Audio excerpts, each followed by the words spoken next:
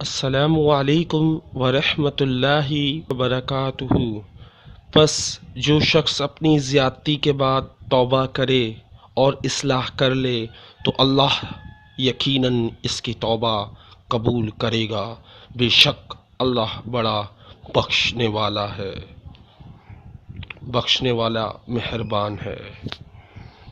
اللہ سے ڈرتے رہو جس کی صفت یہ ہے کہ اگر تم بات کرو تو وہ سنتا ہے، اگر دل میں رکھو تو وہ جانتا ہے۔ جو 3 مرتبہ سونے سے قبل استغفر اللہ الذی لا الہ الا هو الحی القیوم واتوب الیہ، تو اللہ تعالیٰ اس کے تمام گناہوں کو معاف کر دے گا، اگرچہ وہ دریا کے موجوں کے برابر ہوں یا صحرا کی ریت کے ذروں کے برابر ہوں یا دنیا کے دینوں کے برابر ہوں تو اللہ معاف فرمائے گا۔ تو سونے سے پہلے 3 دفعہ ضرور پڑھیں استغفر اللہ الذی لا الہ الا هو الحی القیوم واتوب الیہ۔ السلام علیکم۔